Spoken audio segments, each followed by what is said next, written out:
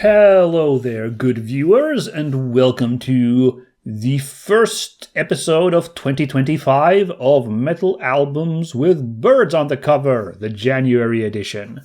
This is the show where I look at albums I listened to in the past month, focusing primarily on recent releases, where the metal album has a bird on the cover. Yeah, this is the first year that I am doing it the full year because we only started last summer, so this is going to be the first full year. Shall I manage to review the entire year? I don't know. We'll see. Here's open. I hope everyone has had a good a opening to 2025 as it can be. This looking a bit spooky this year, but hopefully you personally have been okay at home. I had it all right 2025. This January has been okay for me. I've been fine, But in terms of this show, unfortunately, this is going to be a bit of a rough first episode, sadly, I have to say. The immediate subject I need to bring up here, which came as a brutal gut punch to me this month, it's not a great one. But I do think I need to address this because just the last episode, in the December episode, I brought this band up, so I gotta talk about this real quick. It is about One Morning Left, one of the bands that I mentioned in December in my preamble, where I talked about 5 non-bird related metal albums that I recommended from last year. And One Morning Left with Neon Inferno was one of those because it happened to be one of my favorite bands.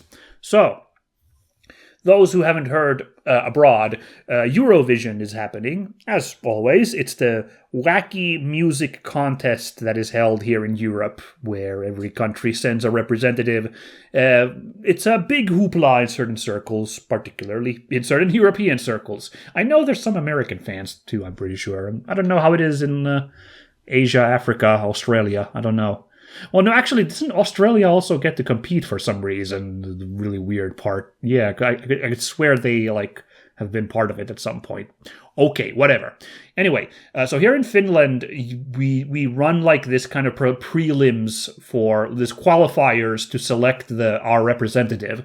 I don't know how they select the selection of bands, but it's a few bands. It was 7 at first this year. And, people vote on which one they want to see represent us in this contest. And One Morning Left was in there. And I was pretty jazzed for that when I heard that. Again, one of my favorite bands.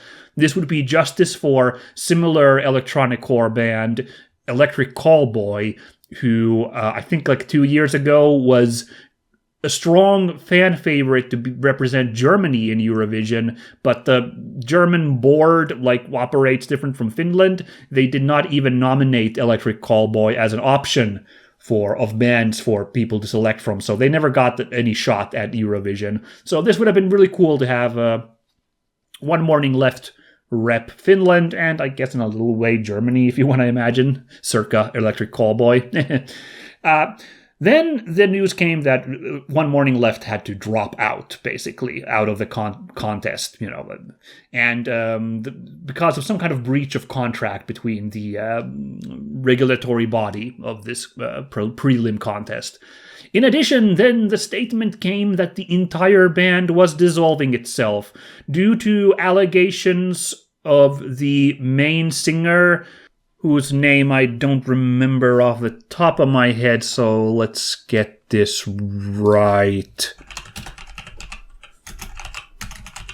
Mika Lahti was the singer of One Morning Left, the main singer, the harsh vocals, and he was accused of grooming underage users of the Finnish site Irk-Galleria, sort of a MySpace type of thing from back in the day. And the entire other band basically quit when they heard this, and the band is now dissolved. So, in the interest of fairness here, I don't think anyone has actually been charged with anything. I don't think anyone's even been taken to court with anything yet. So these accusations, I will not say are proven. However, I'm gonna have to say that if the entire other band hears it and decides to dissolve the band, I think they know something, and I think there's something to this. So unfortunately, it's looking really bad then. Obviously, this band is not going to be in the Eurovision, and this band is tainted now. It really because I legit, this was one of my favorite bands. I had their first album back in the day, and was like, oh, this is an interesting sound, and I enjoyed it back then quite a bit. And I kept listening to them, and I thought that they just really did become better last couple of years when they added even more of the synthy 80s worship into their music and the soft vocals. So it's really sucked that I had to hear this. And obviously, I'm not the real victim here. If the allegations are true, which, seems a safe bet, the victims are the groomed people who I don't whatever. It's them, who are the real victims here. But it of course hurts as a fan of the band to be told that actually the brains of the band actually sucked, basically. Yeah. Yeah, so, obviously I have the CDs already. I had their first and fourth album. I'm not going to be chucking those out. No real point in that gesture, but I'm not going to be wearing their shirt much anymore, I don't think, and I don't know how much I'll be listening to them anymore after this. I hope the rest of the band, if they are not involved in anything skeevy, then I hope they can do something else together, or find something else to maybe float a new band. I don't know, but obviously, I'd hope, because this sound that the rest of the band had a great sound in their music as well. So if they could keep it going, I would really appreciate that. Now, unfortunately, it's too late for me to, affect my December episode, but I would like at this point to maybe nominate a different album. I can't go back and fix that, but I would maybe say that maybe they would listen to something else. Maybe I could bring up a sixth album at this point from 2024, sort of to replace.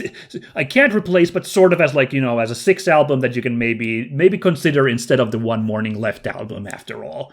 And I would like to really quickly highlight the German band Chaosbay with their album Are You Afraid, that came out in 2024. It's something that has a bit of a similar sound that I also listened to. I thought was pretty neat. So Chaosbay is it's titled as a progressive metal band, but this sound, I think that's because they have a rather genty sound to this music with some of those chugging guitars. But I think this is kind of in the same ballpark of being a little electronic heavy music, metalcore-ish screams and stuff. I think this is in the same ballpark. It is, again, mentioned more genty and less fun-loving party style than the recently dissolved One Morning Left, but I think it's I think it's it's still really I enjoyed listening to this album when I it pinged my radar, and it was pretty cool in the big emotions. It's one of those big emotion metalcore albums, and I'm a sucker for those. I thought this was very well done, this album, so please check this out, possibly if you're still looking for an album from last year. Okay, I guess that closes the chapter on One Morning Left and myself on the matter. I don't really want to revisit that then anymore. Sorry that this has to be such a bummer first episode. I'm going to have to also admit that now that we're going to get into the meat and potatoes, the, album coverage, there's one album coming up here too that I'm also going to have to be grumpy about. And I don't like that. I'm grumpy about being grumpy. It's not really the kind of show I want to make. It's fascinating that I see two sides on the internet and they're arguing the complete opposite things. There's one side that says that there's too much negativity online. And then there's another side that says there's too much forced positivity online. I don't want to be a forced positivity guy, but personally, I just don't, I'm not entertained anymore by content that's supposed to be like a guy being, furious about something, like the genre of being righteously angry about like,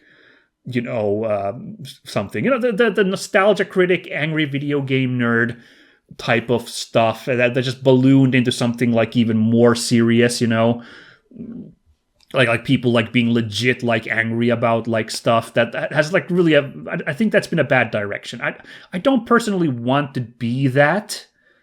So I would always rather just like have a positive tone, in my work, even if I have to like be like, I thought this was I thought this game, this music, this whatever was not good. I don't want to like get on the like try to ride some kind of high of like look how fun it is dunking on this bad awful thing. Like I don't that's not the thing I want to do. So in this show, I wouldn't want to be too negative necessarily, even if like I'm not impressed by the music, but like today just is a case where I'm going to have to be a bit of a grumpy Gus. And we'll see on the other side how it comes off when we get to it here. But it's not the first album we're talking about today. This is not the one where I bring out the vitriol. So don't worry about that. But let's get on with it, okay? Yeah, this is long enough. Here we go with January's metal albums with birds on the cover. Please enjoy, everybody. So we kick this month off with a tried and true doom metal serving here. This is Avatarium, and their that is, I believe, their fourth album. No. There's quite a few more. This is their sixth album, Between You, God, the Devil, and the Dead. Ooh, that's a mouthful. Right, I'd never heard of Avatarium before, but if I looked into them a little bit, and I've definitely heard of their more famous, like, cousin, Candlemass, one of the most famous doom metal bands there is. Both of these bands from Sweden. Leif Edling is the bassist of Candlemass, and I think also like the kind of guy behind the band. And this was his other project. I don't know why he felt the need to make a second doom metal band. Maybe because this is a woman-fronted band. Candlemass isn't woman-fronted, right? No. It's a bunch of guys. Leif Edling is no longer in the band, but I think at some point he was still a songwriter, but he's not playing in the band anymore. But anyway, that might give you some idea of the music to expect. Yeah.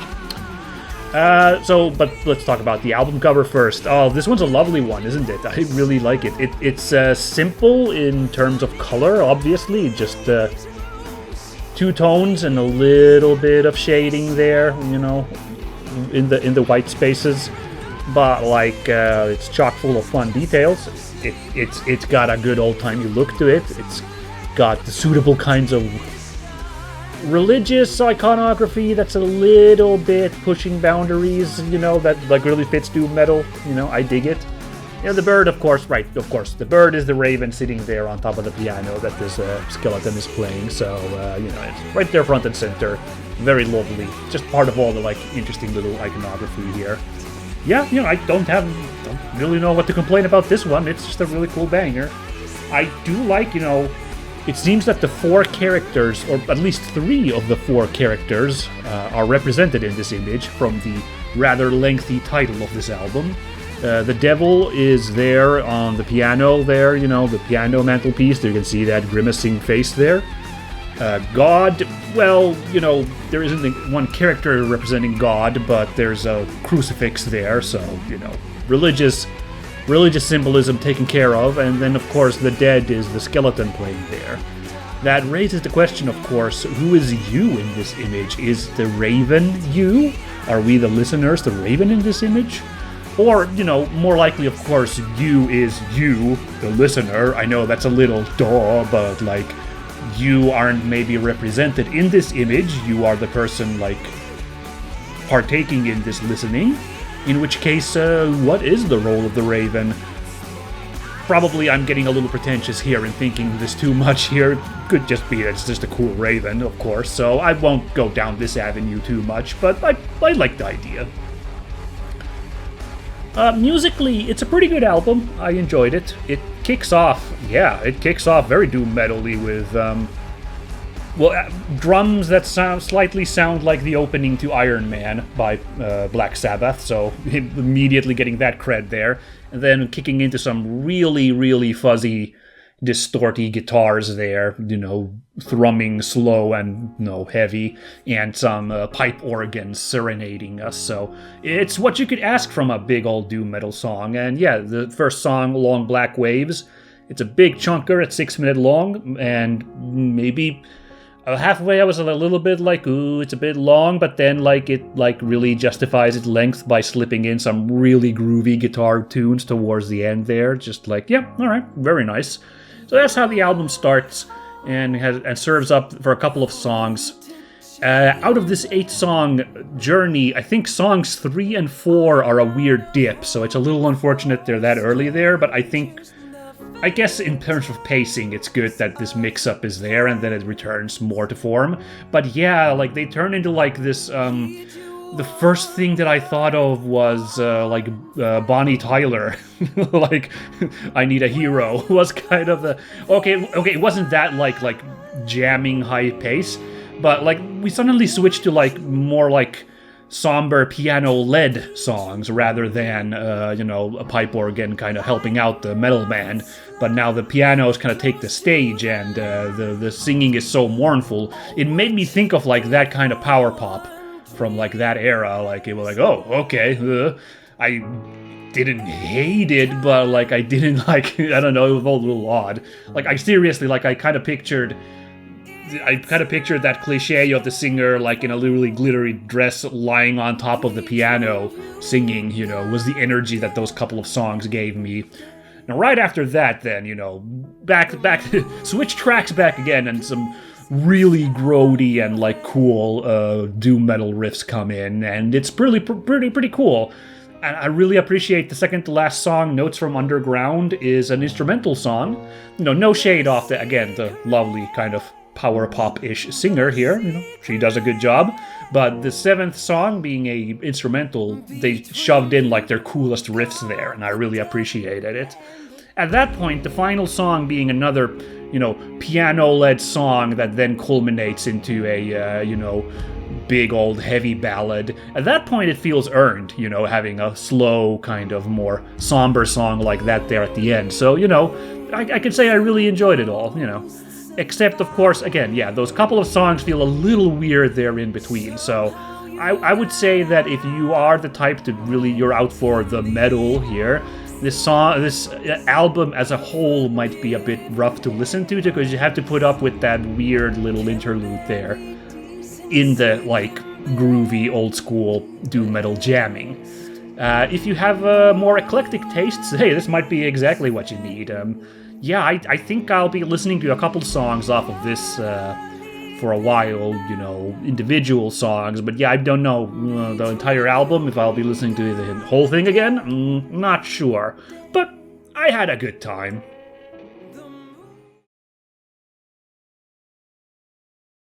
Now next up, we have Bob Catley and his debut album, The Tower.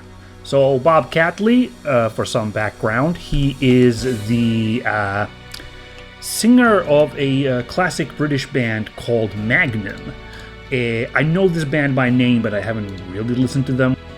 It's a really old school kind of hard rock, heavy metal band, comparable to Rainbow in style and age, I suppose, sort of contemporary of that.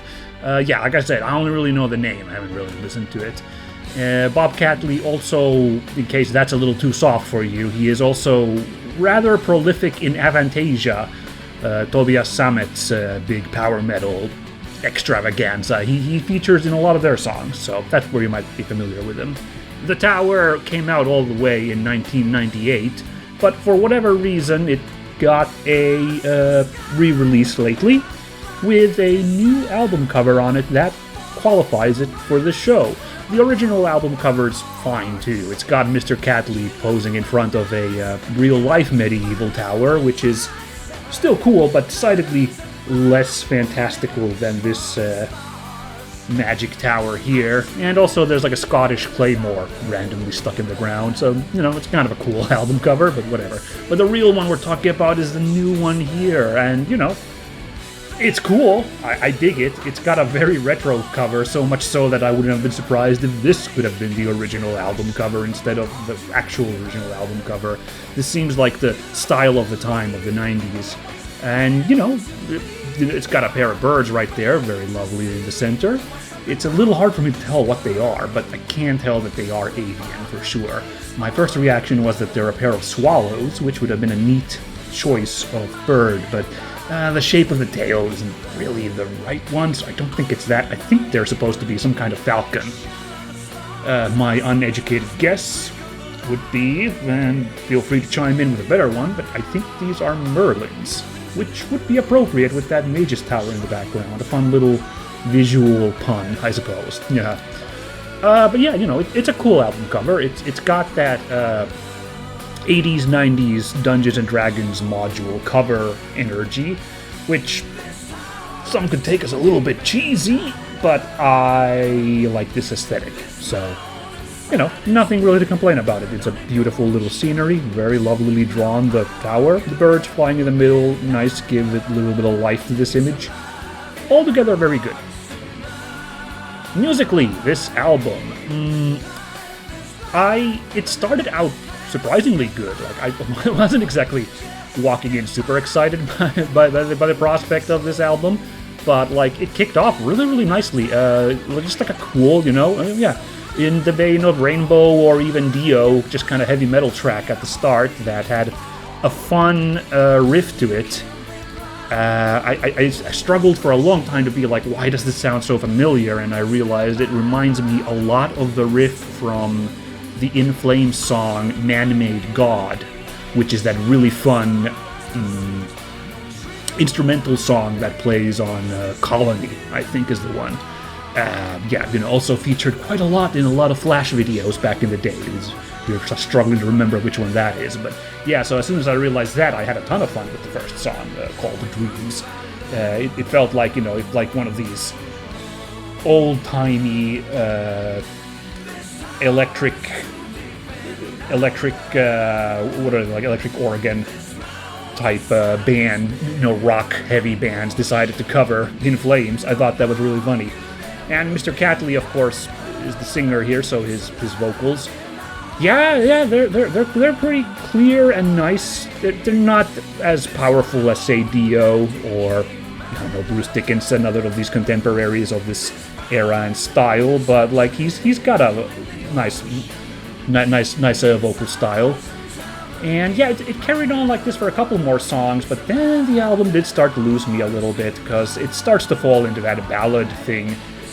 This isn't the first time this kind of softer band kind of music has then decided to indulge in these big emotional ballads, which I guess is fun for, again, a very singer-fronted band. It must be fun for Mr. Catley to belt these things out, but then, I thought the album lost steam about halfway through. Not to mention, this is another one where I think this album's a little bit too long for its own good.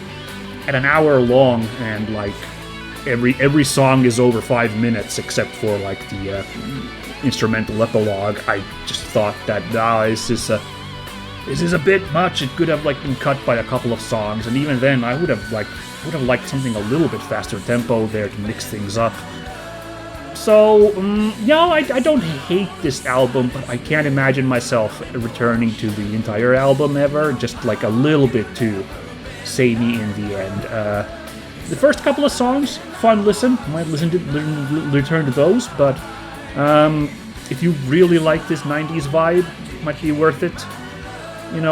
Give this song a spin. Otherwise, if you want his heavier stuff, again, Avantasia's out there and is a little bit more oomphy power metal, so probably worth to go over there. For me, fun first listen. Not really much to chew on otherwise, but pleasant enough.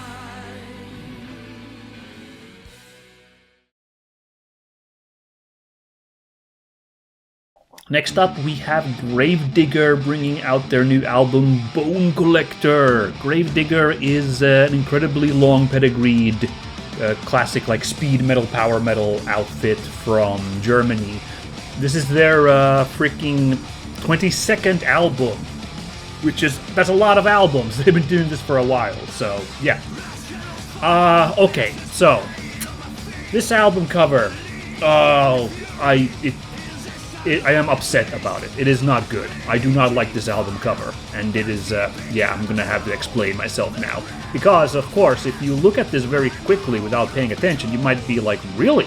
You don't like this album cover? It's so cool, though. And yeah, on paper, this would be a really fantastic album cover. It's, the Grim Reaper is sitting here with an army of skeletons and ravens, and it's, it's very, exciting looking defo.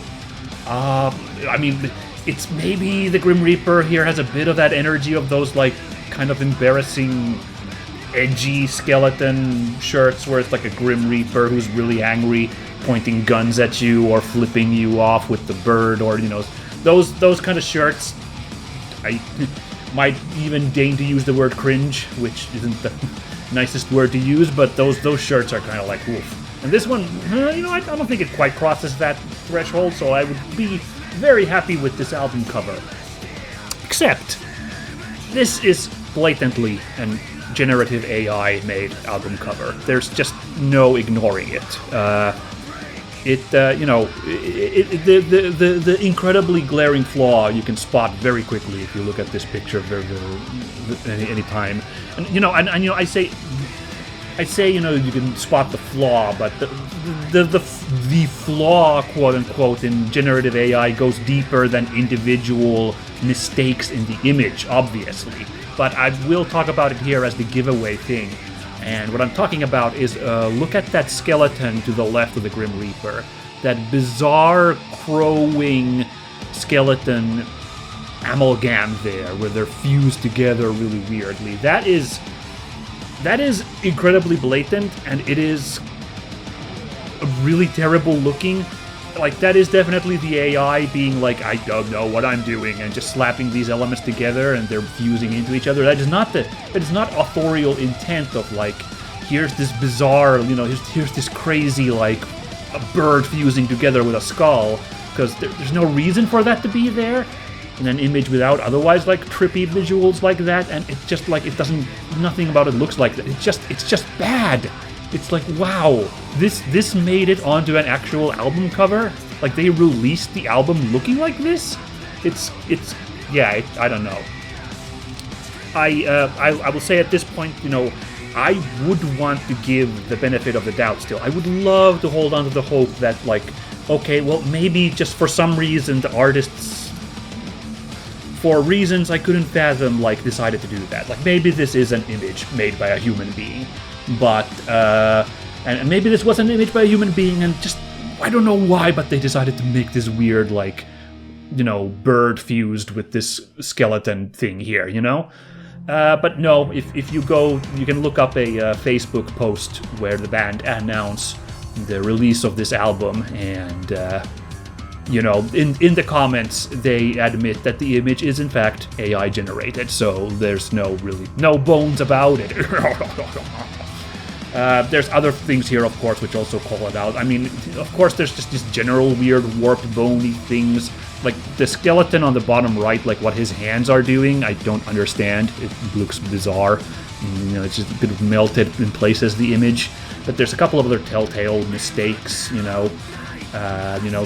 tree branch on the tree on the left is really weirdly shaped, and I'm almost positive the AI couldn't decide if it wanted it to be another crow or a tree branch, which is why it kind of looks like the spreading wing of a raven, and there's like a little bit of a tail coming off of that branch, but it ultimately decided to make it a tree branch, but it's just a really bizarre looking one. And then the castle in the background on the right, there's a weird little squiggly, jagged thing that doesn't really make any sense being there. It doesn't match the architecture of the castle, and it's just very nondescript. It might have been another attempt at a bird that just came out awful, And the going back to the tree on the left, its branches trail up to the feet of that raven that's like posed flying to the right. And that's not necessarily like an anatomical mistake, but I don't think an artist would ever have the branches kind of touch the bird's feet like that, because it just looks kind of bad when elements are touching each other like that. I think the technical term is kissing. I have heard such a term. So any half decent artist would probably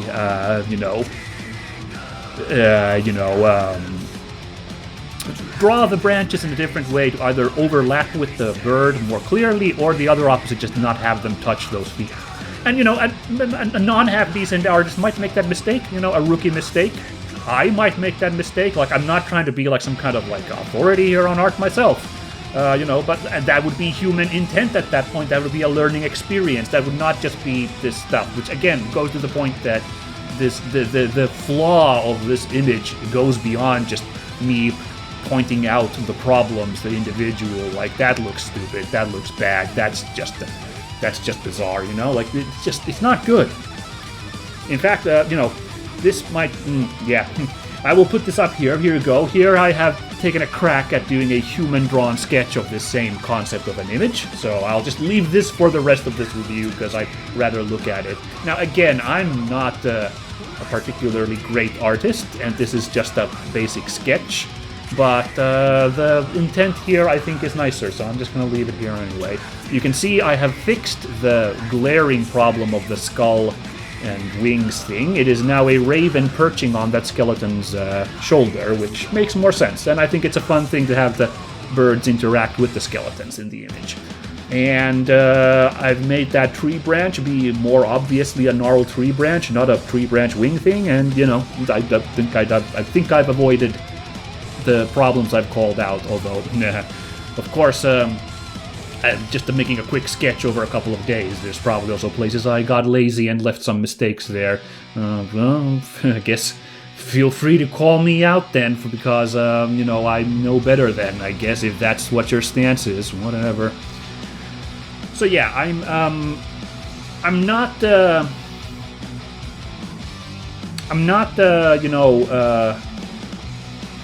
necessarily mad at the band themselves, because I don't know who made this decision. Like, Gravedigger's contemporaries in Germany, Halloween, I heard that their last album, their self-titled album, Halloween, they had to, like, fight with the record company to get the album cover that's on there now, which, if you wanted to get your palate cleansed, is an incredible album cover. It's like this amazing tribute to the entire history of Halloween. It's amazing. And basically the record company was like, no, we don't want that.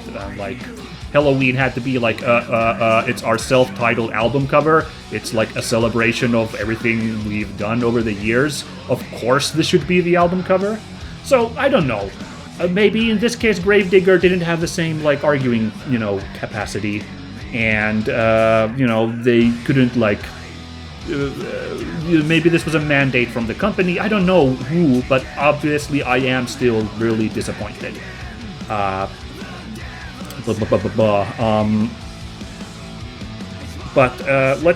I think at this point I will move on. Let's put the discussion, shall we? I'll get back to any other thoughts here, but about the image. But we are reviewing music here, and I saw some people online being like, "Well, there's enough good music that doesn't have AI covers on it that I won't give this the time."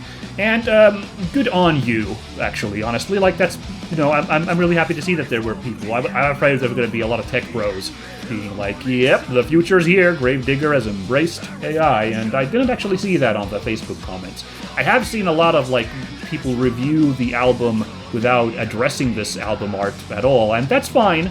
But of course, that's not this show. This show also gives time for the album cover as much as for the music itself. So here I am.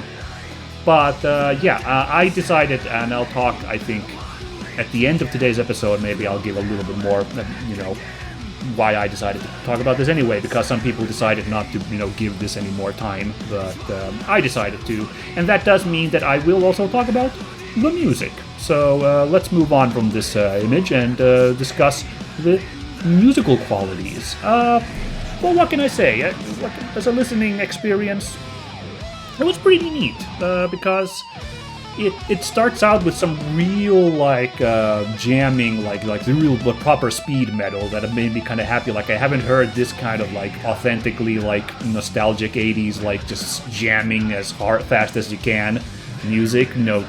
Gravedigger gets called a power metal band, but this and I admit I haven't listened to them very much at all, so maybe it's a different sound on previous albums, but this made me think more of speed metal like Accept rather than, or, well, I guess if you want to talk about some of Halloween's faster rallies like Rise and Fall, or something like that.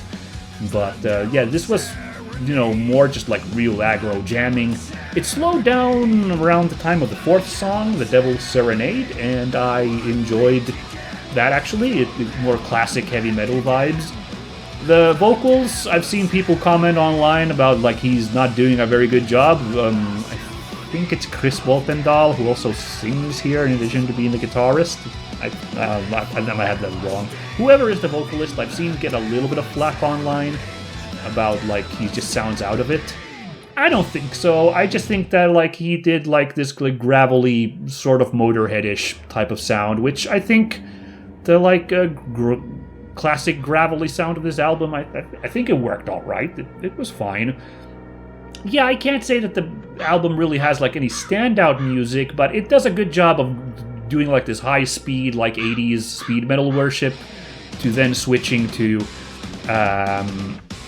like these a little bit more slowed down and crunchier music.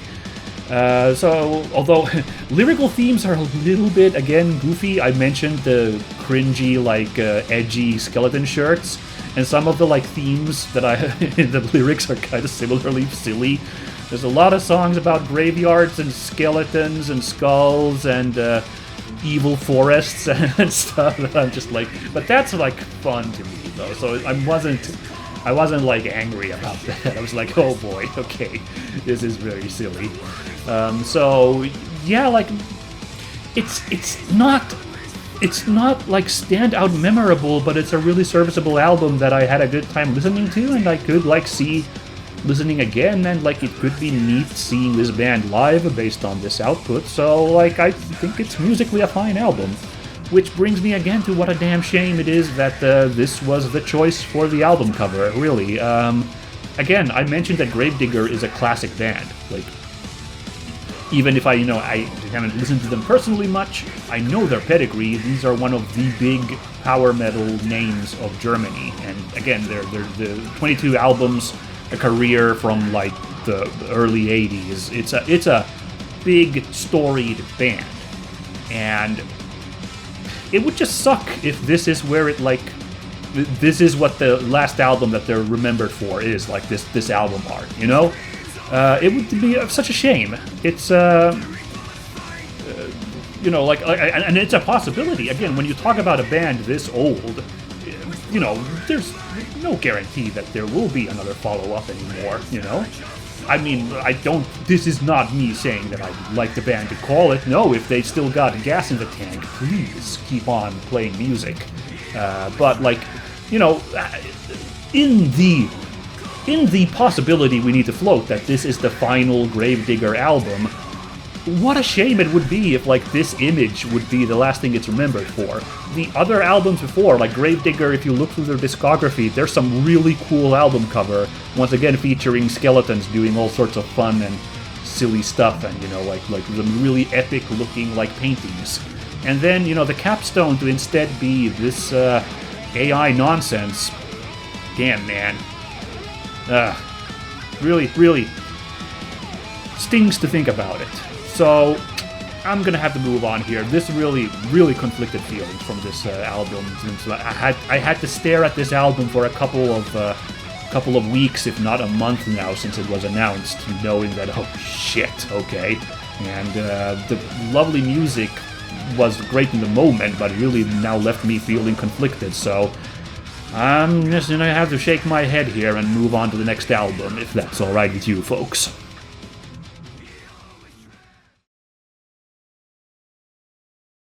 Okay, it's Harakiri for the Sky, and I do believe this is their 6th album, Scorched Earth. the post-black metal sensation from Austria. Very cool to have them on the show. This was also a tip from a friend about this upcoming album with these very prominent birds on the cover, so thanks for that. I did also spot this coming up, and I was like, oh, very exciting that I get to talk about Harakiri for the Sky on the channel here. Actually, well, to be a background here, I do remember that I listened to, I think, their first album when I saw one of their re-releases that they did of their first 2 albums. And it was pretty cool, but it just didn't quite reach that threshold that I would have, like, you know, purchased it, or, you know, like put it in my rotation even of listening. But I remember having a good time with it. This dreamy post-metal, it's always pretty good for it's usually always pretty solid, at least for like a single listen, you know. But yeah, before that, of course, the album cover. Really cool album cover. I dig it a lot. I like the choices of colors here. Purple and kind of yellowy, kind of interesting, you know, mix there. Pretty cool. I dig it. The birds are quite obvious, of course. We've got a raven there on the top left, and an owl there on the kind of middle right there. And the wing of some unspecified creature over there on the top right as well. It's almost certainly a bird. I don't think I would have allowed this album on the show if that was the only bird. But, you know, thankfully there's very obvious ones here, so yeah, among other animals. And very lovingly rendered. I do like their designs here. Very cool. Yeah, I mean, I really think this image is cool because it's interesting what's going on here. Of course, it's a forest fire and the animals are fleeing it, but if you really stop to think about how you, the viewer, are looking at this, you are getting run over by these animals in their escape here. I think that's neat. And yeah, I think this, I might be overthinking this, and this might be the big tree-hugging hippie in me that is making this read on this image, but like a human viewer is seeing these animals come at them, so I feel like this is kind of a consequences of your actions thing. I think the read here is that this scorched earth is caused by, you know, human degradation of the biosphere, and you know what the image signifies of you just getting run over by these animals is that, you know, like the consequences will catch up to humans if like this destruction of the ecosystem goes on. That is my read.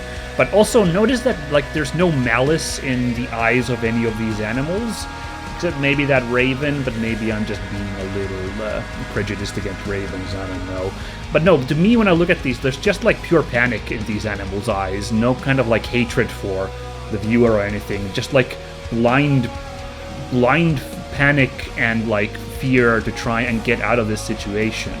So I think that's also an interesting message in that there's really nothing personal about the consequences that are landing on us.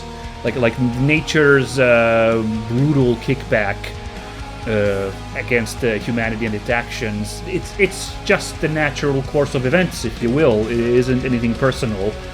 Just as, you know, for a lot of people, the destruction of the ecosystem isn't really any personal. It just is a byproduct of bad habits. So yeah, I as you can hear, I might be reading way too much into it, but I think this is an interesting album cover, and I really do like it. For the music itself, yeah, I was really happy. Like compared to what I mentioned was my previous outing listening to this band, I really enjoyed this, and I had a really good time listening to it, and it really picks up, especially towards the end. Now, this is a long, chunky album, as a lot of post-metal albums are, because it's 8 songs that add up to 1 hour and 7 minutes, so whoa. And I did think maybe the first half was a little bit weaker than the second half, because basically all 4 songs have some really cool riffage, and you can feel the emotion and vibes. But it definitely suffer from, like, do the songs need to be this long? Or suffer is a strong word, but, like, Yeah, it is another case of maybe this album's a bit too long for its own good. And I feel like I'm a bit of a hypocrite saying that, because one of the things is that I really love Iron Maiden's second half of their career, where in the 2000s they just became a progressive metal band, and all their albums just got progressively and progressively longer. I really like Prog Maiden. Like, I for something's captivating about their, like, huge giant songs. And I know that those are critiqued for, like, those could really use an editor.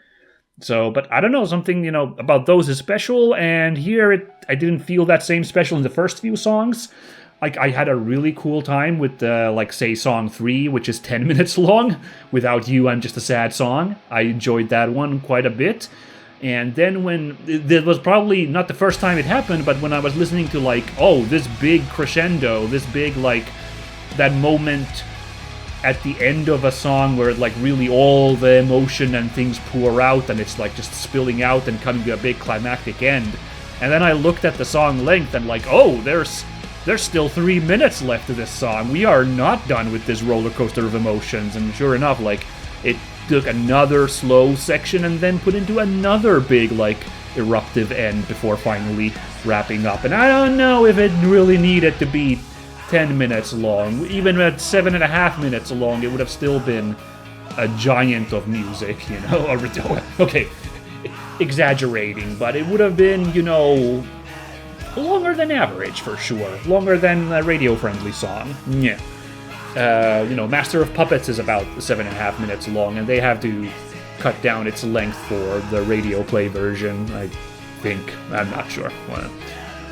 The second half then really, like, kind of, the song length didn't really change all that much, but, like, they really got me. Suddenly the guitar riffage got even better, I think. Like some really cool guitar riffs. Reminds me of Modern Amorphous, in, like, some interesting interplay with some really, like, groovy guitar playing, and, like, some big kind of, like, fancy keyboard work. So, like, yeah, the song 5 with Autumn I'll Surrender kicked ass, and then the 6th one also just as good, and I didn't notice the length anymore. So, yeah, really good ultimately. And that's the vibe general. It's that melancholy that's in all of post-metal, basically, or post-black. It just seems that post-black was like, let's just make really melancholy long songs, but with harsh vocals. In fact, this one I would just really call more post-metal than post-black even, because the vocals aren't that harsh on this album. They're a little bit harsh, but it's not the over-the-top that you expect from black metal. Really, the only one is that there were a couple of blast beats in a few songs, which really made you think black metal for a moment, but even that was, I would say those were kind of fleeting, so I would describe as post-metal or progressive metal more than post-black even. But that's no knock against this album. This was some real cool, big emotions, had a really good time, and, it picked up towards the end, so I ended on a really happy note. And I really recommend this album. Moving on, it's an Italian power metal band, the promised land of power metal. It's Labyrinth and their album, In the Vanishing Echoes of Goodbye. Boy, we've got some really long-winded album titles today. Well, this and Avatarium. I guess the other ones have been pretty succinct, but this one, ooh. I'd never heard of this band before, but they have been playing for 30 years now and over, and they are notable enough to have a Wikipedia page. This is their 10th album, even. So, no unknown players, but they have missed my radar, and I'm glad to have been able to listen to them now. On this album cover, the bird's obvious, that little crow there hanging out at the bottom right. I gotta say, this is one of those cases where I think the bird is unnecessary in the picture. I think it's a bit of a distracting element. I know that for the purposes of our show, technically, of course, we want to celebrate every appearance of a bird in an image.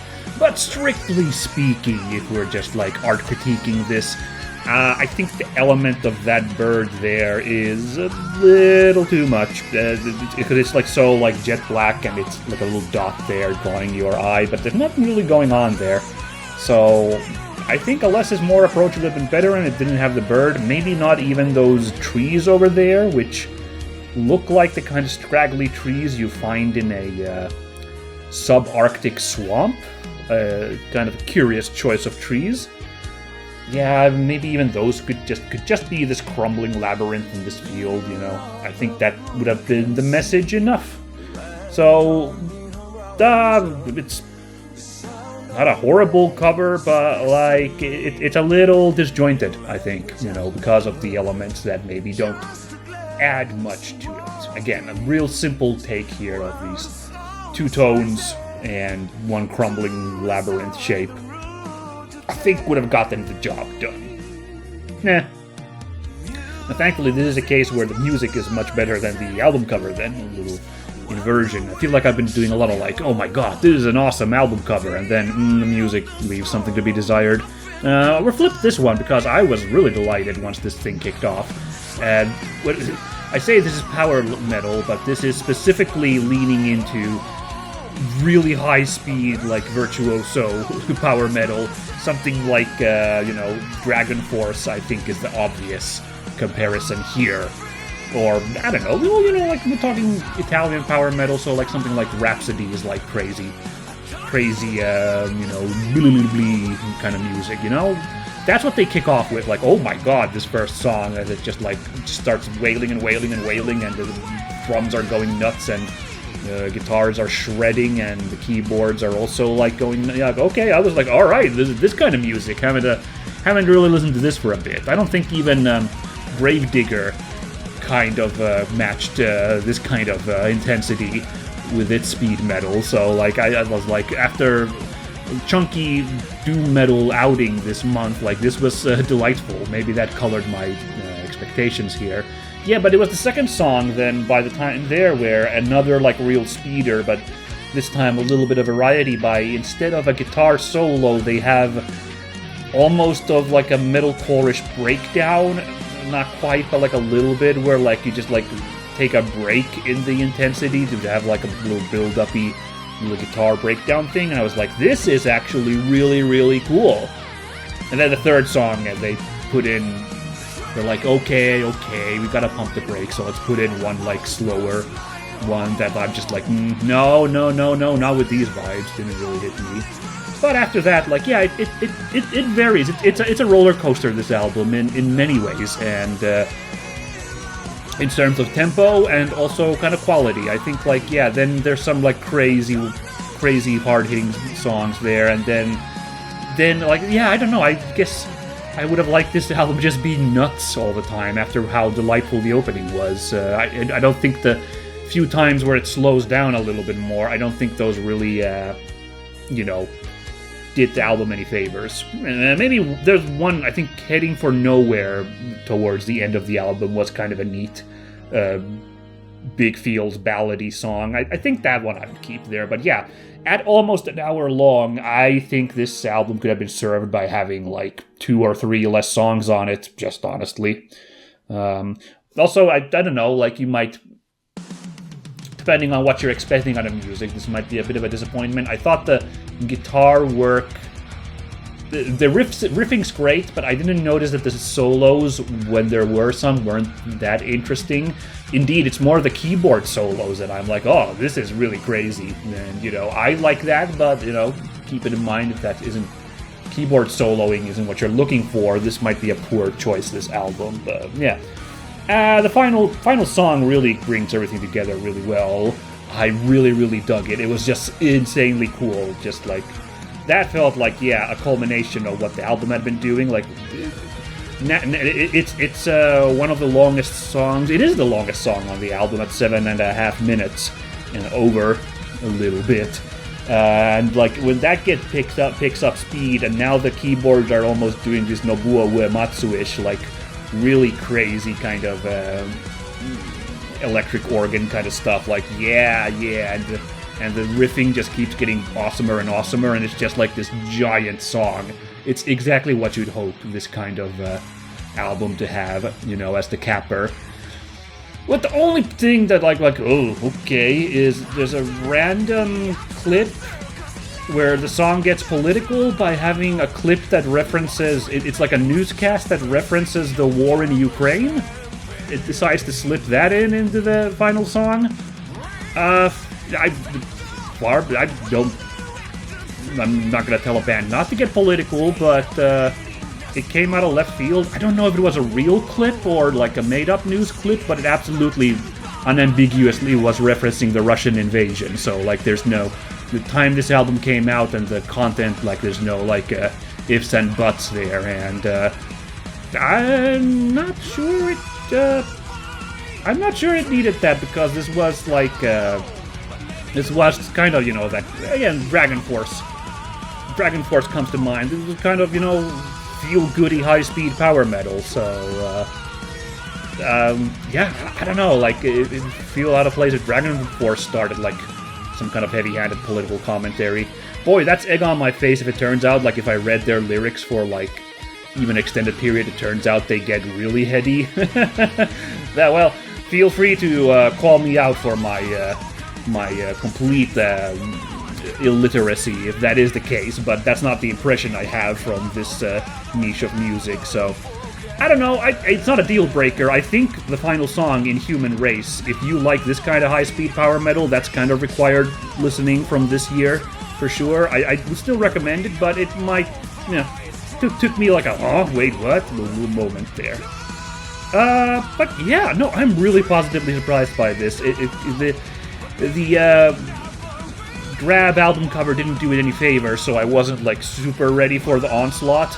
And if we're perfectly honest, the record label Frontiers is one I'm not usually particularly enamored by.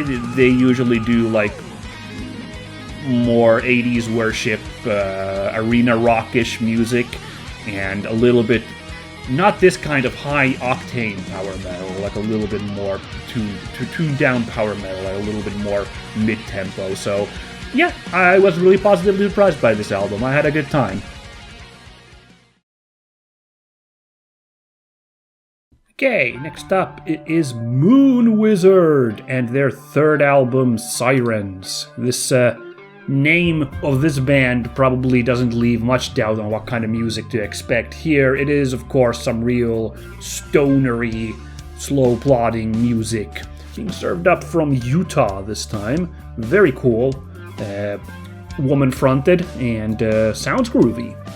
The birds, pretty obvious here. A couple of birds there in the sky. I can't tell from the profiles what exactly birds they are. It's, you know, it makes sense it would be some kind of seabird, but that looks like a bit of like a bird of prey, the one on the right. So, yeah, I don't know. In fact, the one on the left looks really weird. I can't even tell if that is a bird quite, or some kind of other weird mythical creature, but one on the right is definitely a bird.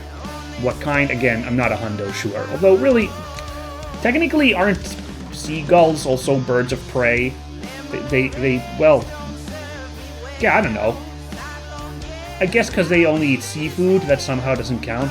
Maybe bird of prey is supposed to be, like, specifically goes for big aminals on the land, I guess. I don't know. I never thought about that before, except just now. And I was like, Well, I mean that like it could be like an eagle or a hawk, not just a seagull, but seagull's the educated guess from the setting. I don't know. You know, they're cool. They add to the ambience of the image, and, you know, overall this image is pretty fantastic. I really, really dig this. Like the primary black color here, you know, gives it a nice moody vibe to it. You know, it's all, you know, dark to add that nighttime feel to it. I like the design of this eponymous siren. It's an interesting, fresh take, because this isn't exactly what I picture. If you say siren, I expect that cliche lady with a, you know, a lyre, you know, some kind of, you know, oh, this is this kind of spooky raven-haired nocturnal witch lady. Is groovy vibes. Yeah, this is a really fantastic album cover, no matter which way you cut it. I'm really, really happy with it. The music's quite nice too, but I didn't leave a huge splash with me, but it's, again, like I said, with this kind of band name, no surprises on this front. It's really, you know, slow to mid-tempo, some really fuzzy guitars, and some, like, you know, dreamy vibes to it as we plow on with some kind of doomy stoner rock here. That I had a good time, but didn't make a huge splash. I hate to say this because I'm pretty sure I've said this a couple of times now for a couple of stoner metal albums that we've covered on the show. I don't know what to say. Like, I definitely like this genre. It is a pleasure when you get like a really nice groovy stoner riff going, but it's just such kind of not quite ambient but such moody music that like it unfortunately doesn't like leave a huge impression, the individual songs.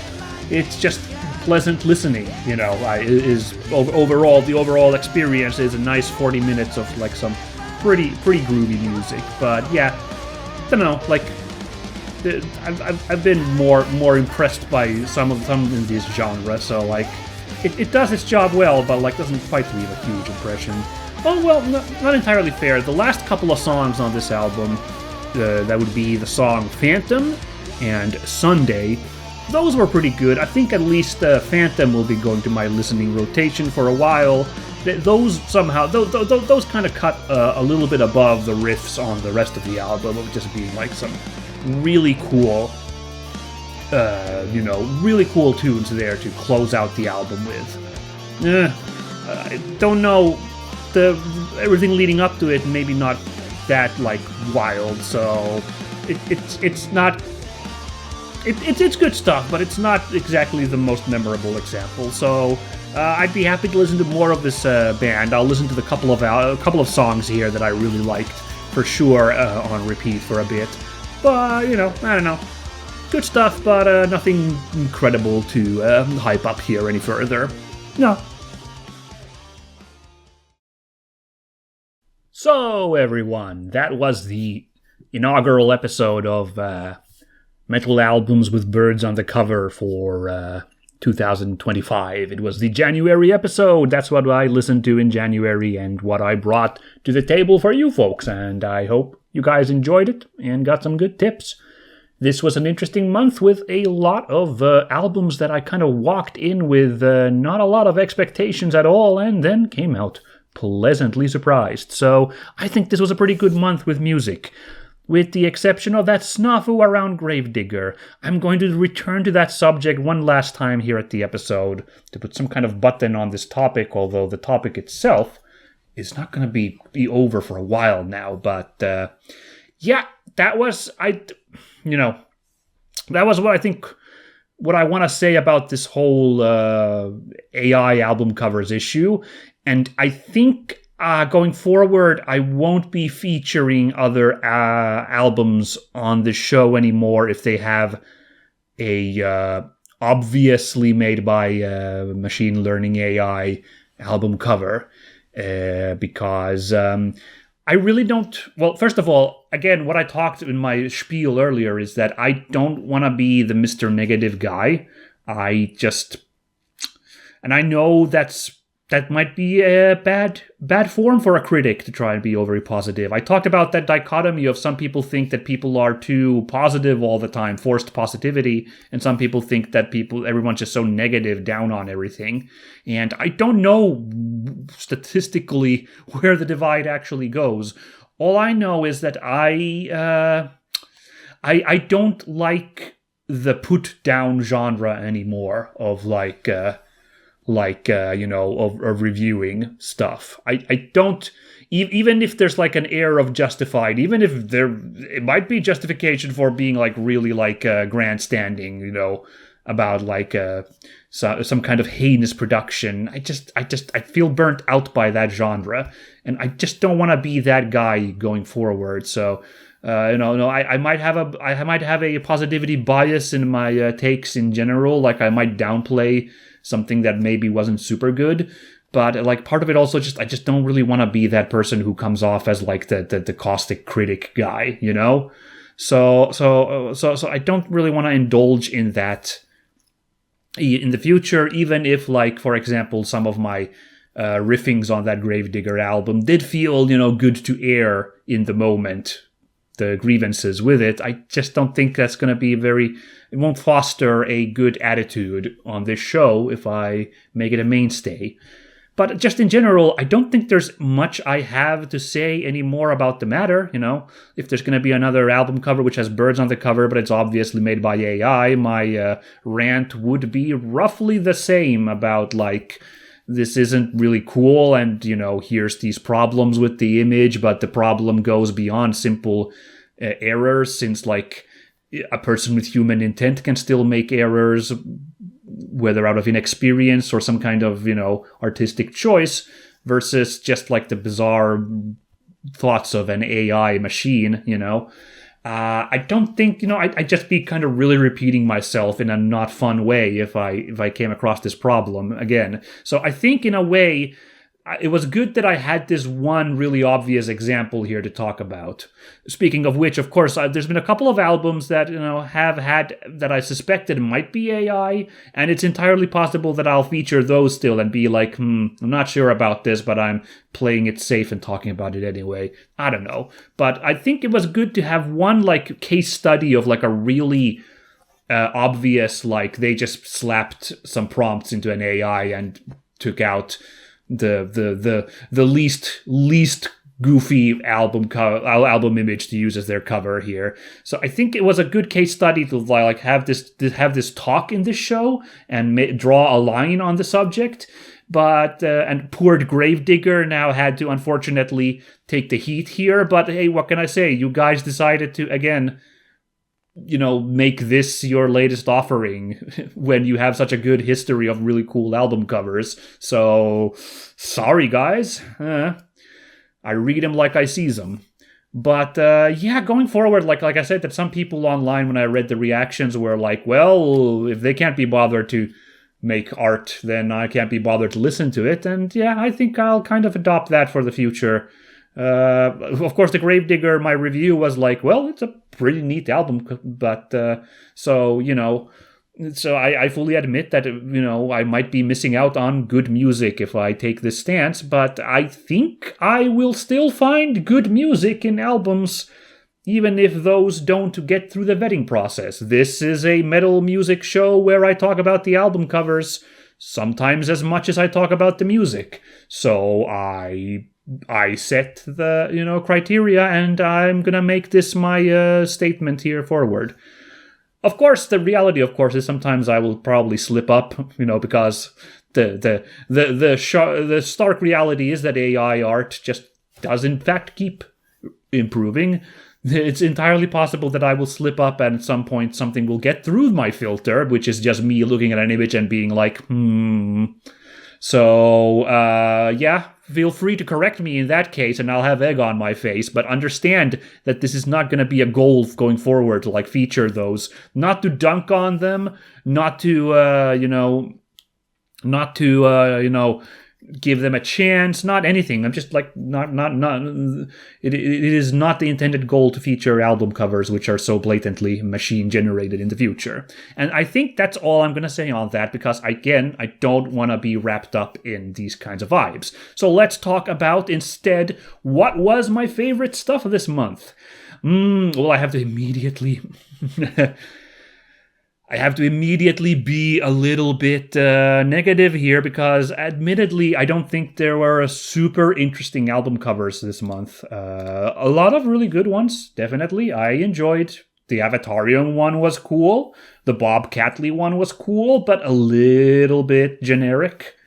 The Moon Wizard one was really lovely, so it's really a toss-up between Moon Wizard and Harakiri for the Sky. And I think Harakiri for the Sky gets my favorite album cover award, whatever the heck, this month, just because it got me thinking the most. I had that whole spiel about the kind of, environmental connotations of the image, whereas Moon Wizard just was a cool image. So, Harakiri for the Sky gets that. And I'm also going to award the Best Album Award this month for Harakiri for the Sky as well. It just kind of was my exact vibe. And this one was an album I was walking into expecting something. After I said that there were a lot that I didn't expect much and I was pleasantly surprised. This one, I was like, yeah, this is a cool band from what I've heard. Let's see if this time they actually, managed to win me over, because that first time I listened to the first album, didn't quite get it through. And yeah, this time, yeah, it's my speed. It's cool, big, emotional vibes, but with some really nice guitar riffage. The girthiness of the album might be a point of contention, so I understand if this isn't somebody else's favorite, but I could see myself listening to this on a long bus trip, a long car trips, or just I don't know, some of the riffing was good enough I'd want to vibe to them in general in any way. Just really good mood music. But, yeah, that's gonna be it for this month. This was delightful. Good to be still doing this. If you enjoyed any of the music, please do support the artists if you can. If you cannot buy their music, then, try to find official channels to listen to them, I suppose. But otherwise, I've put some links down there in the description if you'd like to go buy some of these albums. So please do consider that and supporting the artists. Yeah, good. But otherwise, I'm going to sign off for now, and I will catch you at the end of February, where we should have some more exciting albums. I've already looked at it, and we got a good selection coming up. So I'm looking forward to the next episode, and I hope you do as well. All right, bye-bye.